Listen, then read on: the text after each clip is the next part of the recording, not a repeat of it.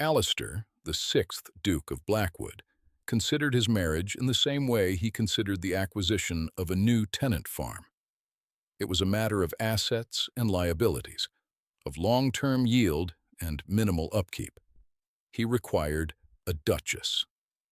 The title demanded it, the continuation of his line demanded it, and the quiet, orderly running of his vast estates demanded it. Love was not a column on his ledger. Passion was a currency for poets and fools, a messy, unpredictable variable that had no place in the cool mathematics of his life. His solicitor, Mr. Hemlock, a man who seemed composed entirely of dust and parchment, had presented him with a list. It was a short list. The candidates were few, for the requirements were many. Unimpeachable lineage, robust health, a quiet disposition, and a dowry that was, at the very least, not an insult. Miss Eleanor Vance was the third name on that list. Her family was ancient, their bloodline as pure and unbroken as his own, though their coffers had long since bled dry.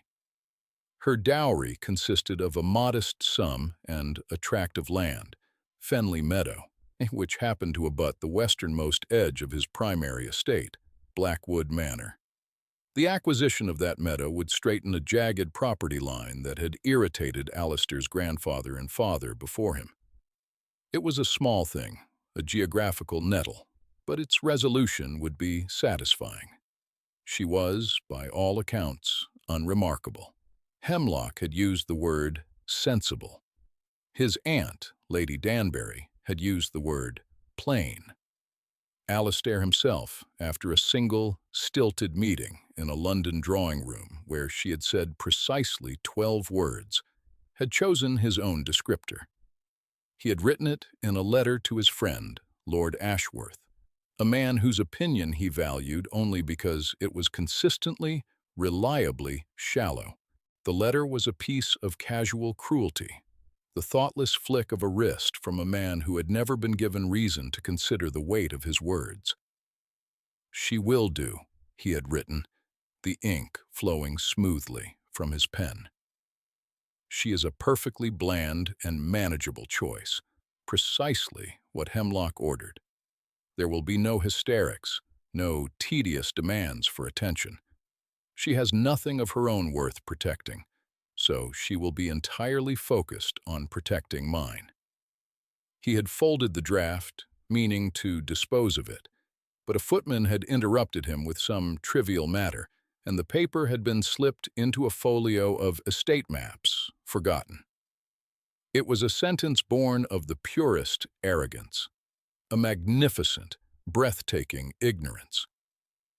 He had no idea then that those words would come to haunt him, that he would one day look at them and see not a statement of fact, but the confession of a blind man.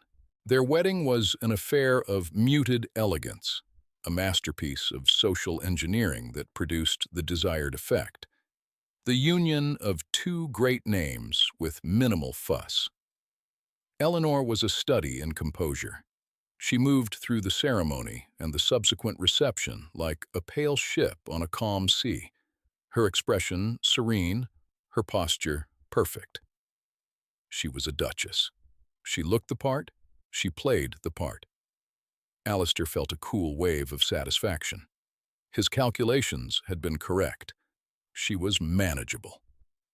He did not notice the intelligence in her quiet gray eyes, the way she observed everything, cataloging the nuances of power and personality in the room with an unnerving precision. He did not see the subtle strength in the set of her jaw, the resilience of a woman who had spent years holding a crumbling family and a failing estate, together with little more than willpower and a sharp mind. He saw a blank canvas. He was a fool. They removed to Blackwood Manor a week after the wedding. The estate was Alistair's soul rendered in stone, timber, and acreage. It was vast, orderly, and breathtakingly beautiful, a domain managed with ruthless efficiency. He expected his new duchess to preside over the domestic sphere, to manage the housekeeper, approve menus, and arrange flowers. He expected her to be a decorative, silent partner in his well-ordered life. On their third morning in the country, she requested a meeting with him in his study. This was unexpected. He had assumed she would communicate through the housekeeper, Mrs. Gable. She entered the room, a space of dark wood, worn leather, and the scent of old books, and did not sit immediately. She stood by the window, looking out over the formal gardens. She wore a simple morning dress of dove gray, and for the first time, he noticed how it made the color of her eyes seem deeper, more complex. "Your Grace," she began, her voice low and even. "I have reviewed the household ledgers for the past quarter." Alistair raised an eyebrow. He had not given her the ledgers. He kept them himself, a task he trusted to no one. They were in a locked drawer of his desk. "Indeed," he said, a note of frost in his tone. "And how did you manage that?" She turned from the window. There was no apology in her gaze, only a calm statement of fact. "I asked Mrs. Gable for the key. When she informed me you kept it, I had the lock picked, a skill one acquires when managing a household with more history than funds." He was speechless. It was not the impertinence that stunned him, but the placid, unapologetic manner of her confession. It was as if she were discussing the weather. She gestured to a single sheet of paper she had placed on the corner of his desk. "Your supplier for smoked hams in London is charging you 30% above the standard rate. The estate smokehouse, which has stood empty for 2 decades, is in perfectly serviceable condition. According to the estate records, the cost of the necessary salt, timber, and the wages for one man to manage it would be less than a quarter of your current expenditure.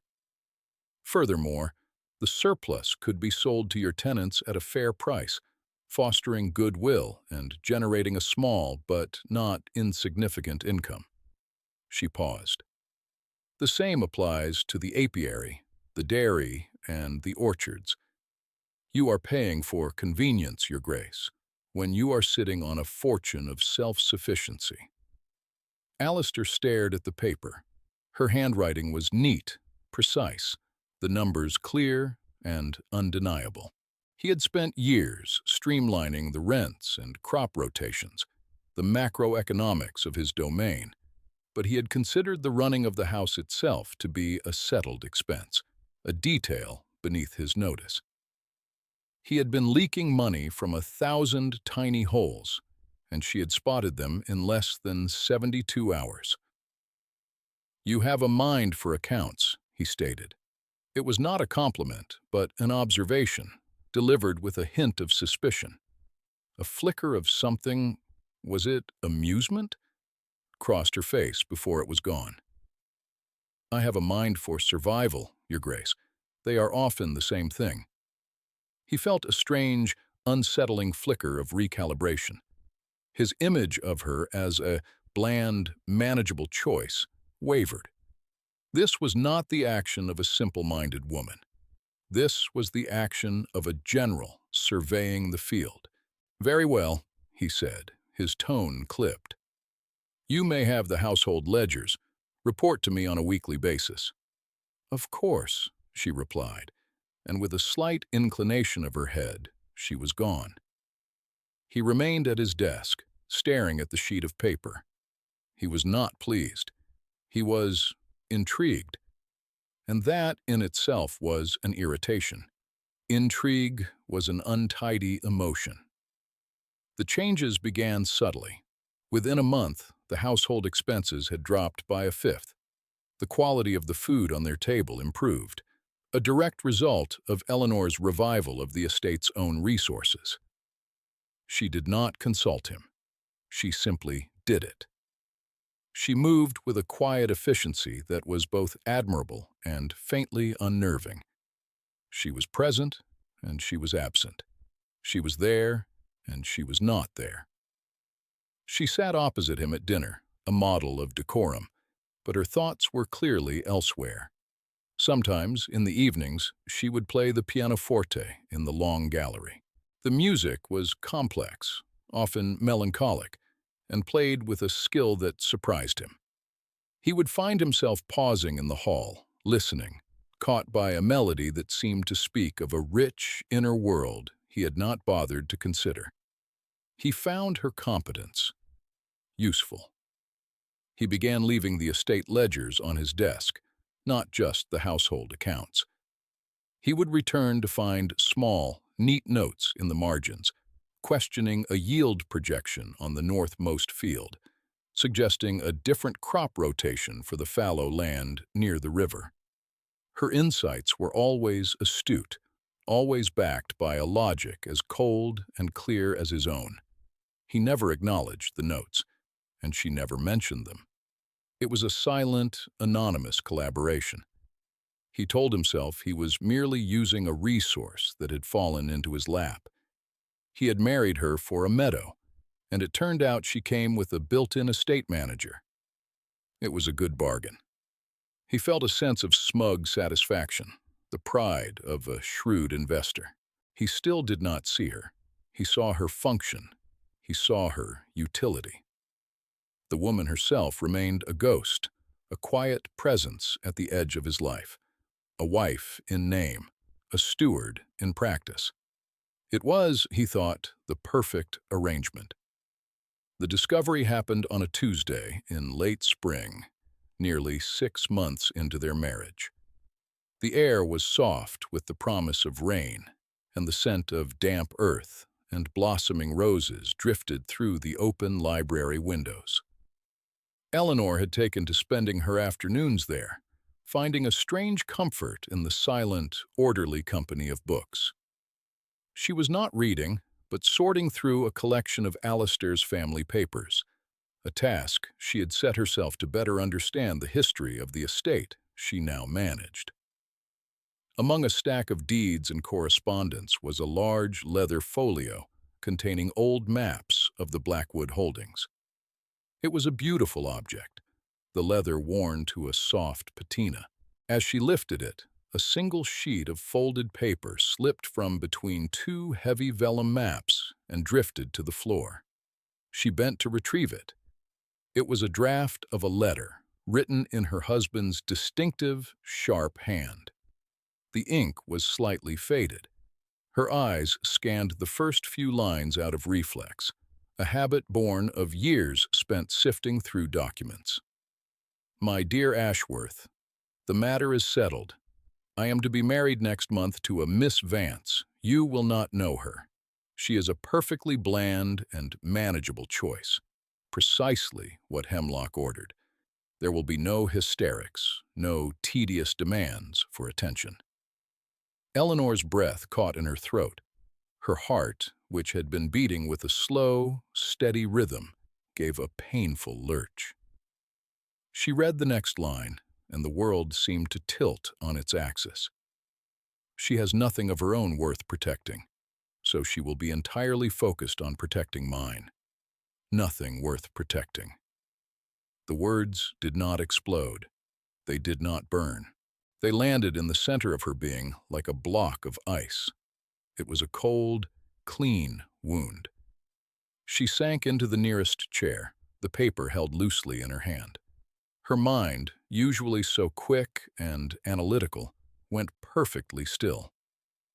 She thought of her music, the hours spent at the pianoforte, her fingers finding solace on the ivory keys. She thought of her love for poetry, the worn volume of Keats she kept hidden in her dressing room. She thought of the fierce, desperate pride she had taken in keeping her family afloat, in her ability to make something from nothing. She thought of the quiet, resilient core of herself, the part that had weathered poverty and condescension and loss, the part she had always fiercely protected. Nothing. He had looked at her, at the sum of her life and her struggles and her secret joys, and he had seen nothing. A blank space, an empty vessel waiting to be filled with his concerns, his assets, his name. A strange, chilling clarity descended upon her. It was not anger. Anger was a hot, messy emotion, and what she felt was as cold and sharp as a shard of glass. It was understanding, a final, complete, and devastating understanding of her place in his world. She was a tool, a useful, efficient, well-bred tool, and he, the Duke of Blackwood, was pleased with his acquisition. She folded the letter with meticulous care, creasing it along its original lines. She did not tear it. She did not burn it. To do so would be to give it a power it did not deserve. It was not a revelation. It was a confirmation.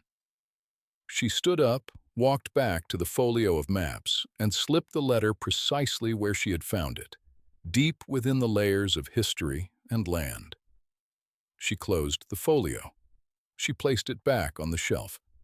A door had closed in her mind. It had not slammed. It had clicked shut, quietly and irrevocably. That evening, for the first time since her arrival at Blackwood, she did not go to the long gallery after dinner. The pianoforte remained silent. Alistair, reading in the library, noticed its absence only as a subtle shift in the atmosphere, a lack of a sound he had not realized he was waiting for. He assumed she was tired. He did not think of it again. The next morning, the household ledgers were on his desk as usual. They were perfectly balanced, the columns neat, the totals precise. But her margin notes were gone. There were no questions, no suggestions, just the raw, cold numbers. At dinner, she was flawlessly polite. She inquired after his day. She commented on the weather, but her eyes were different. Before, they had held a quiet, watchful intelligence. Now they were like polished stones, smooth and impenetrable.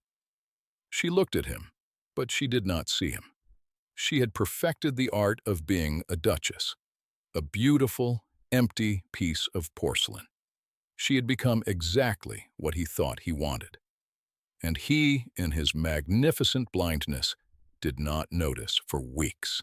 He was in London, embroiled in parliamentary debates and the endless social obligations of the season. He thought of his wife with a distant, proprietary satisfaction. He had received a letter from Mrs. Gable, detailing the continued smooth running of the estate. His duchess was proving to be an exemplary investment. Lord Ashworth had even commented on it, a sly, knowing remark about Alistair having found a docile little mouse. Alistair had accepted the comment with a faint, superior smile. It was not until he returned to Blackwood in the high summer that the silence began to register. He arrived in the late afternoon. The house was immaculate, the air cool and still. But something was wrong. The stillness was not peaceful. It was hollow. At dinner, he found himself studying his wife. She was beautiful, dressed in a gown the color of twilight, her dark hair coiled elegantly at her neck. She spoke when spoken to, her answers concise and correct, but there was no spark, no life behind her eyes. He was dining with a magnificent automaton. "The pianoforte is in need of tuning," he remarked, hoping to prompt a response, to hear her talk about her music. "Is it?" she replied, her tone one of mild, impersonal interest. "I will have Mrs. Gable see to it." She had not played in months. He realized it with a sudden jolt. The evening silence was no longer a temporary state. It was the new rule. The music had stopped. A few days later, he was reviewing the estate ledgers. He missed her notes. He found himself looking for her neat, questioning script in the margins, and its absence was a strange, specific void. He had come to rely on her second pair of eyes, on her different perspective. Now he was alone with the numbers again, and the work felt strangely flat, incomplete. He began to notice other things, an accumulation of small, sharp absences. The flowers in the main hall were always fresh, but they were no longer the wild, interesting arrangements she used to favor. They were formal, stiff bouquets, the kind a paid florist would provide. His favorite dessert, a complex apple tart with caramel, was no longer served. The menus were excellent, but impersonal, lacking the small, thoughtful touches that had signaled her attention to his preferences. He saw her in the gardens, but she no longer wandered. She walked along the main paths with a specific destination, her steps measured, her gaze fixed ahead. She had once taken an interest in a neglected corner of the walled garden, a place of tangled roses and forgotten herbs. Now it remained tangled and forgotten. She was a ghost in her own life. She ran his house with breathtaking efficiency. She performed her duties as Duchess with flawless grace. But she, Eleanor, was gone. He had a perfect Duchess and an empty marriage. The bargain he had been so proud of had soured, and he did not understand why. The irritation grew into a gnawing unease. He felt as though he were living in a beautifully crafted, exquisitely detailed doll's house, and its primary inhabitant had no soul. One evening, he found Mrs. Gable overseeing the polishing of silver in the buttery. The housekeeper was a fixture of Blackwood, a woman of quiet authority and unwavering loyalty to the estate itself, more than to any one duke. "Mrs. Gable," he began, his tone casual. "Her Grace seems quiet of late." The housekeeper paused, her hand hovering over a silver salver. She looked at him, her gaze direct and unclouded. Mrs. Gable did not traffic in gossip, only in facts. "The Duchess is an exceptionally capable woman, Your Grace," she said, her voice neutral. "The household has never been more efficiently managed." "I am aware of her capabilities," Alistair said, a sharp edge to his voice. "I am speaking of her disposition." Mrs. Gable went back to inspecting the silver, her expression unreadable. "Her Grace has not touched the pianoforte since May, Your Grace. The house misses the music." It was a simple statement, an observation, but it landed with the force of an accusation. It was the key, the first solid piece of a puzzle he had not even known he was trying to solve. May. He mentally traced the timeline. What had happened in May? He had been in London for part of it. He remembered their correspondence, which had been as formal and impersonal as ever. He remembered nothing. Nothing had happened. But something had. A door had closed. That night, he could not sleep. He lay in his vast, lonely bed, the silence of the house pressing in on him. He thought about the music. He thought about the empty margins in the ledgers. He thought about the formal flowers and the impersonal meals. He thought about the light that had gone out behind his wife's eyes. Anaphora began to beat a rhythm in his mind. He thought about her arrival, her quiet confidence, the way she had dismantled his household accounts with surgical precision. He thought about her unexpected wit, the brief flashes of humor he had seen and dismissed. He thought about her hands on the pianoforte keys, the passion and sorrow she had poured into the music, a language he had been too arrogant to learn.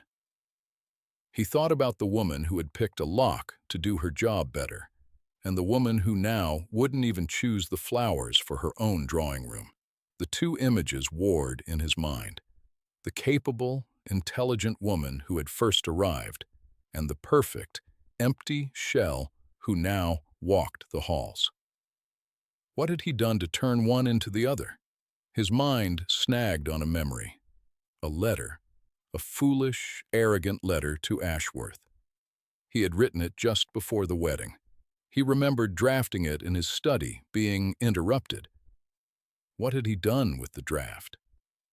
He rose from his bed, pulling on a dressing gown. The house was dark, the moonlight casting long shadows down the corridors. He made his way to the library, his steps echoing in the profound silence. He did not need a lamp. He knew the room by heart.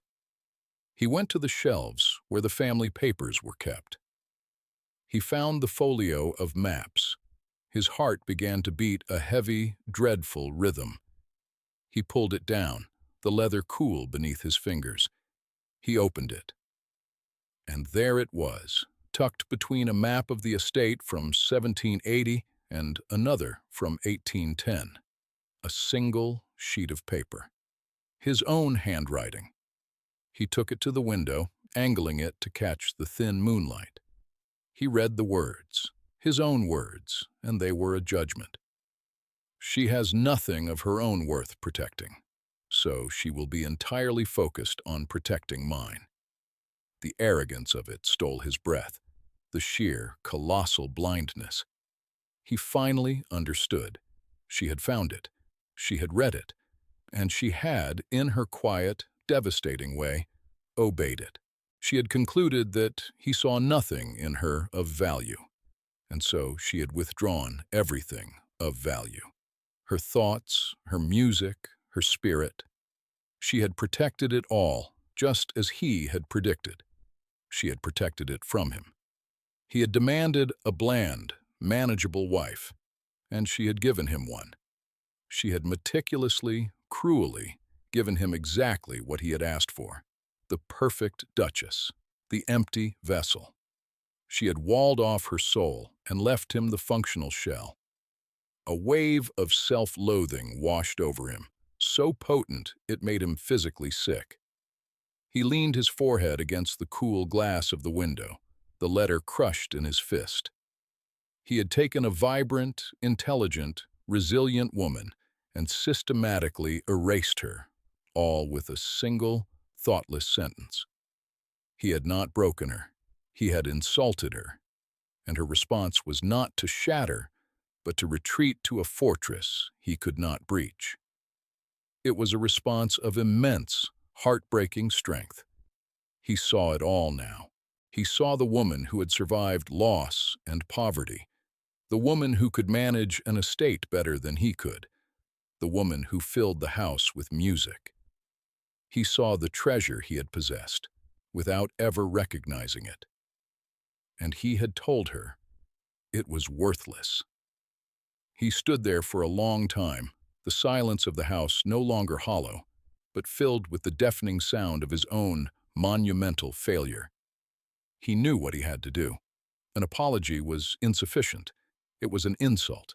This required more. It required atonement. He went looking for her. It was early, the sun just beginning to cast a pale, watery light over the grounds. He did not expect to find her in her chambers. He had a sense, a desperate, illogical certainty that she would be somewhere else, a place that was hers.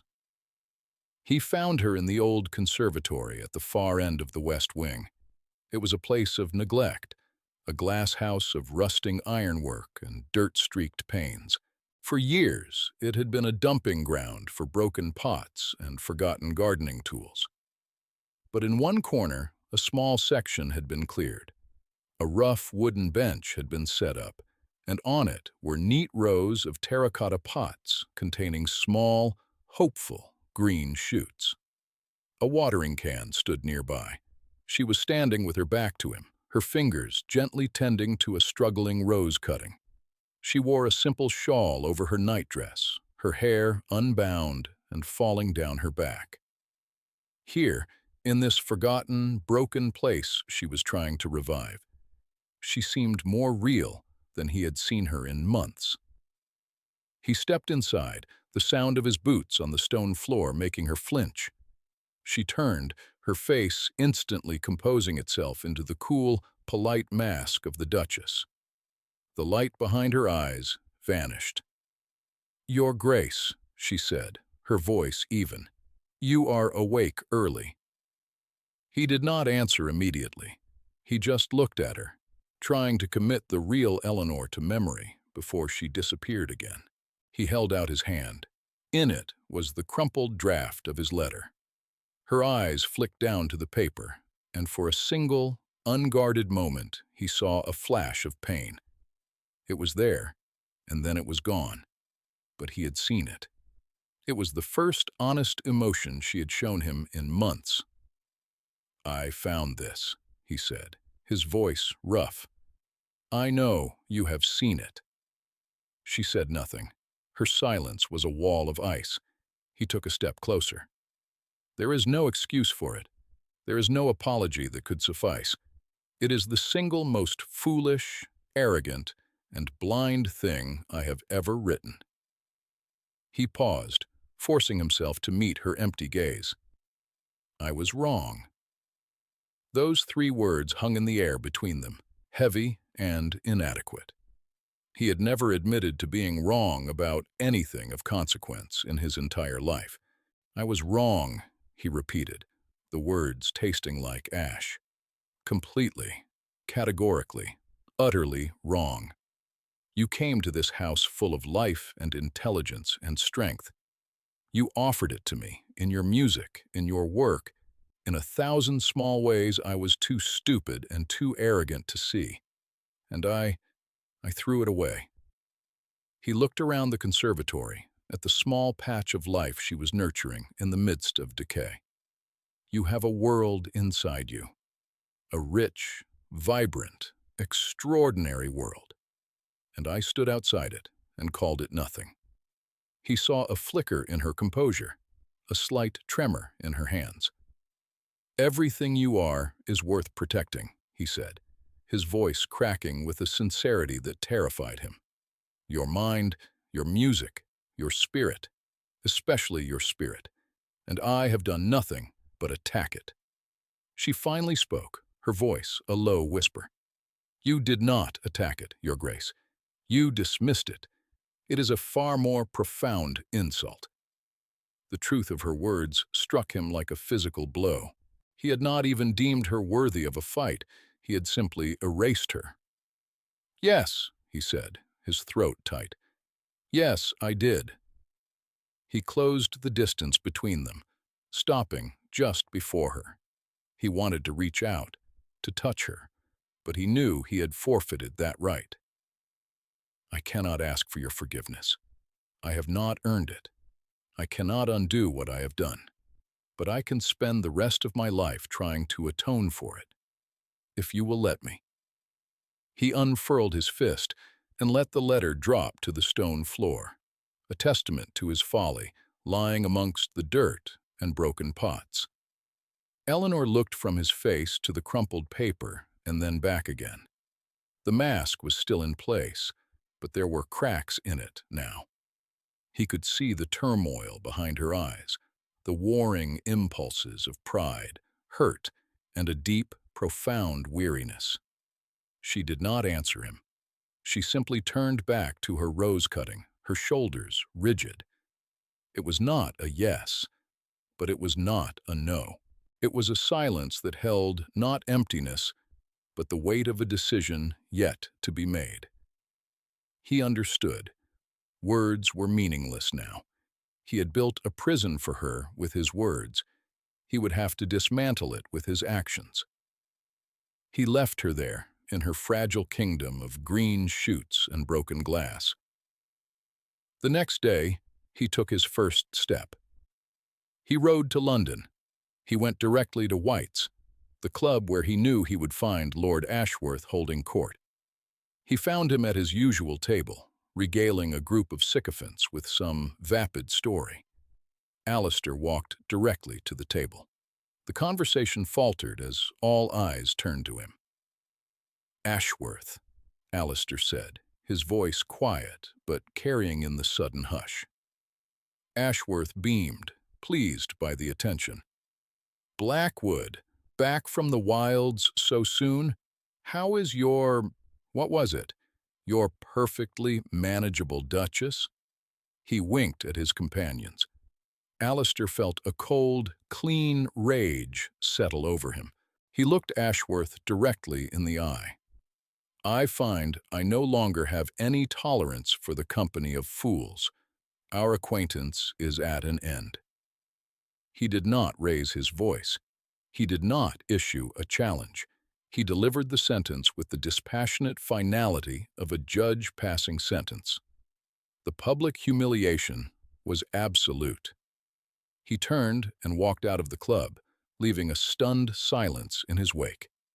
It was a small act, but a necessary one. He was drawing a line. He was choosing his side. He was choosing her. When he returned to Blackwood, he did not tell her what he had done. He knew she would hear of it soon enough through the relentless channels of gossip. Instead, he went to the long gallery. The pianoforte stood there, a silent, reproachful monolith. He had sent for the finest tuner in London, who had spent the morning working on the instrument. On the music stand, Alistair placed a new piece of sheet music he had purchased, a complex, challenging sonata by a new Viennese composer he had heard she admired. He did not ask her to play. He simply left it there, an offering, an invitation. Eleanor did not capitulate. The ice did not melt overnight. She was a woman of profound self-possession, and her hurt was a deep, structural wound, not a surface scratch. She had built her fortress for a good reason, and she would not abandon its walls at the first sign of a truce. Her politeness remained, a shield as effective as any armor, but she was watching him. He could feel her gaze on him when she thought he was not looking, analytical, cautious, weighing his every action. She had set her terms without speaking a word. "Show me." And so he began the slow, arduous process of courting his own wife. He stopped leaving the estate ledgers for her to find. Instead, he brought them to the drawing room after dinner, where she sat with her embroidery. He would spread them out on the table between them. "I am considering a new drainage system for the south pasture," he said one evening, his voice carefully neutral. "The yield has been poor for 3 seasons. I was thinking of clay pipes, but the cost is considerable." She did not look up from her needlework for a long moment. Then, slowly, she set it aside. "Clay pipes will crack in the frost within a decade in that soil," she said, her voice quiet. "You need stone-lined channels. It is more labor-intensive initially, but it will last a century. My father did the same at Fenley." It was the first piece of unsolicited advice she had offered him in months. He did not argue. He did not defend his own idea. He simply nodded. "Stone-lined channels," he repeated, making a note. "Thank you." He felt a surge of hope so intense it was almost painful. He started to talk to her, not about the estate or the weather or politics, but about other things. He asked her about the books she was reading. He learned she had a passion for Italian poetry, which she read in the original language. He confessed he had always found it impenetrable. The next day, a volume of Petrarch was left on his desk, with a single sheet of paper marking a sonnet. At the bottom of the page was a translation, written in her neat hand, that was so beautiful and clear it made the poem sing in English. He sought her out in the conservatory. He did not offer to help. That would have been an intrusion. Instead, he brought her a gift, a collection of rare rose cuttings he had sourced from a nursery in Kent, along with a treatise on their care. He simply left them on the bench and departed. The next time he passed, he saw they had been potted and placed in a position of honor. Slowly, painstakingly, he was learning to see her. He was discovering the woman he had married, the woman he had dismissed. He learned that her quietness was not blandness, but a careful economy of expression. He learned that her wit was dry and sharp as a razor, and she would deploy it with devastating precision when she felt safe. One evening, he mentioned the new parish vicar, a pompous man who delivered sermons of excruciating length and dubious theology. He seems to believe the primary qualification for heaven is the ability to endure boredom, Alistair remarked dryly. Without missing a beat, Eleanor replied, "In that case, his congregation is assured of salvation."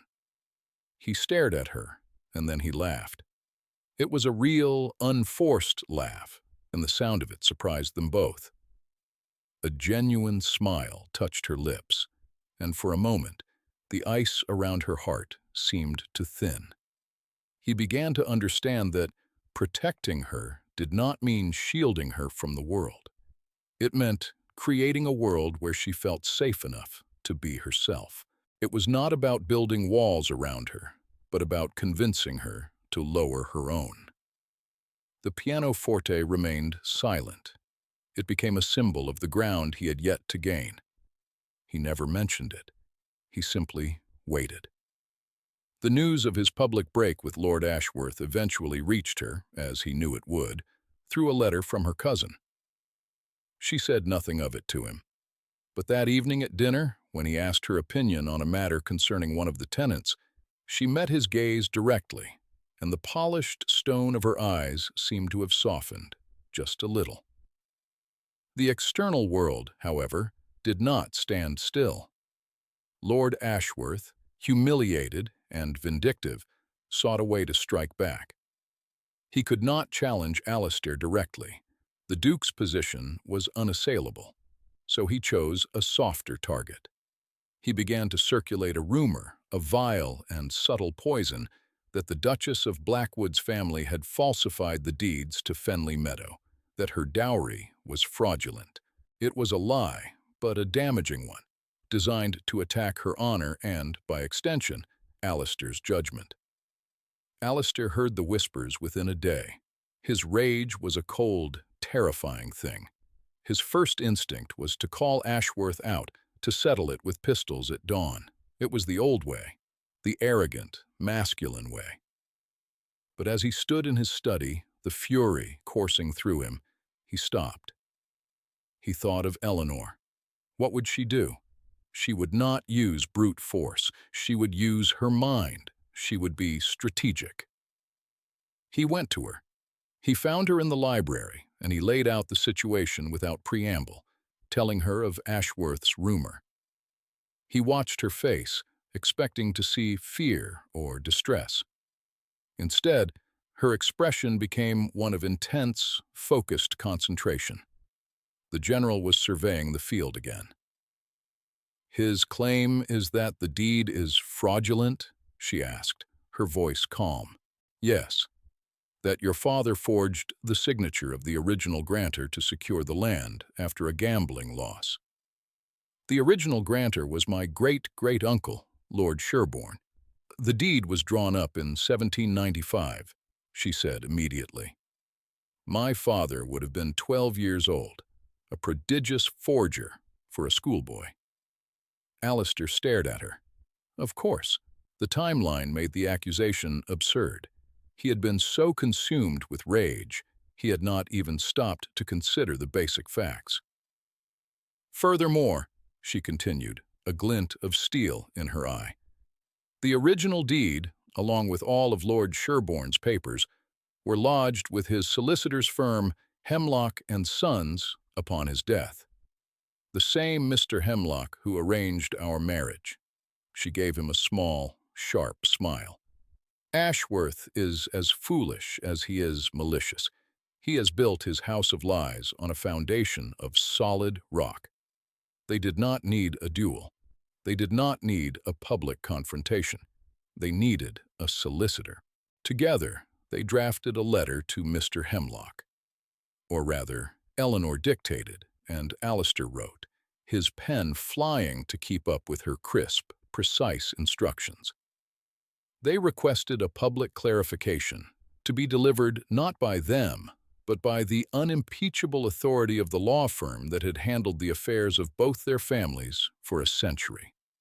2 weeks later, at a large society ball, Lady Danbury, Alistair's aunt, made a point of loudly asking Mr. Hemlock about the charming story she had heard regarding the Fenley meadow deeds.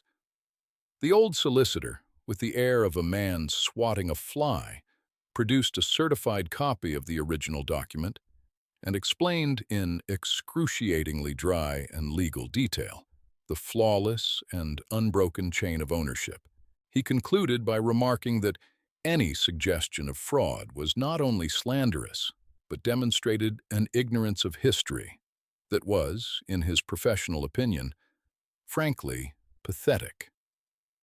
Lord Ashworth, who was standing nearby, turned a shade of mottled purple and found a sudden, pressing need to be elsewhere.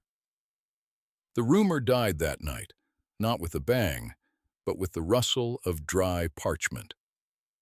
Later that evening, back at Blackwood, Alistair found Eleanor in the long gallery. She was standing by the pianoforte, her hand resting on the closed lid. "We make a good team," he said quietly. She turned to him.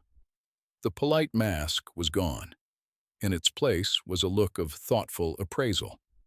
"Yes," she said, "it would seem we do." She lifted the lid of the pianoforte. She sat down on the bench, her fingers hovering over the keys for a long moment. Then she began to play. It was not the challenging sonata he had left for her. It was a simple, quiet piece, a melody that was hesitant at first, then grew in confidence.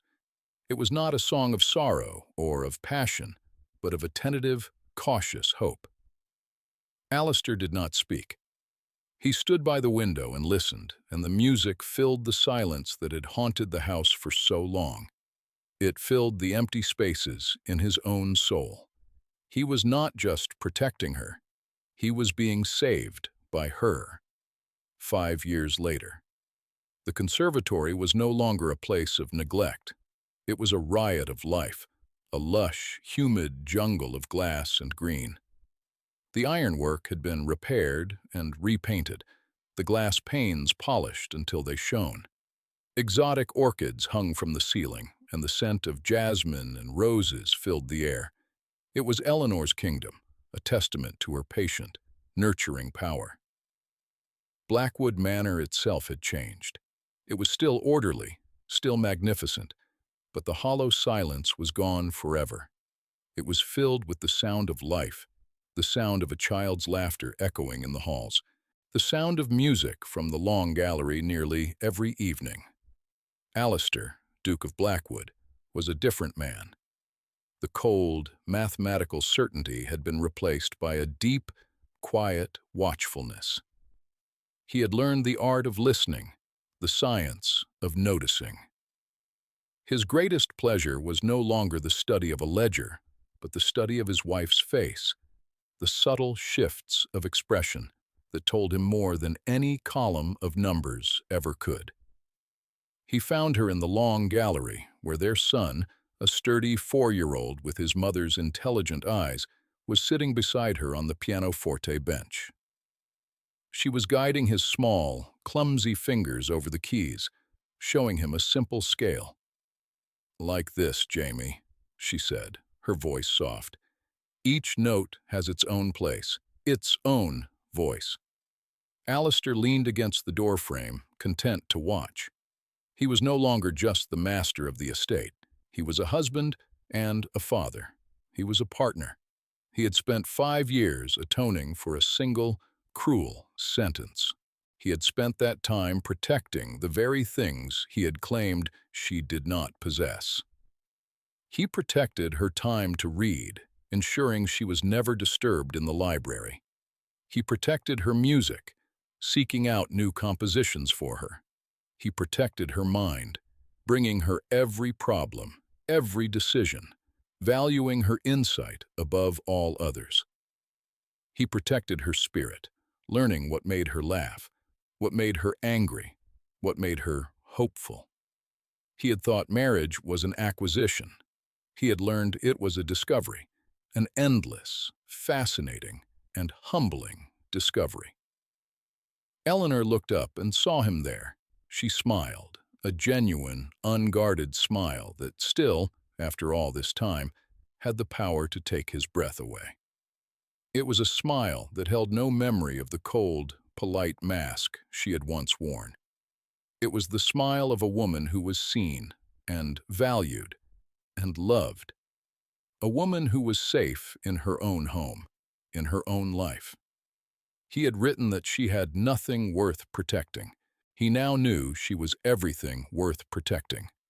Her, their son, the life they had built together in the ruins of his arrogance. He had spent 5 years on the project of her protection, and he knew with a certainty that dwarfed all his previous convictions that it was the only work of his life that truly mattered. He crossed the room to join them, his hand coming to rest on her shoulder. She leaned into his touch, her music swelling to fill the room. He had set out to acquire a duchess and a meadow. He had ended up with a home. If you made it to the end of Alistair and Eleanor's story, thank you for listening. It's a journey from blindness to sight, from arrogance to atonement. Tell me in the comments, if you were Eleanor, what one specific condition would you have added for Alistair to prove his change was real? As always, your support means the world. If you enjoyed this story, please consider leaving a like and subscribing to the channel for more tales of love, loss, and the quiet revolutions of the human heart.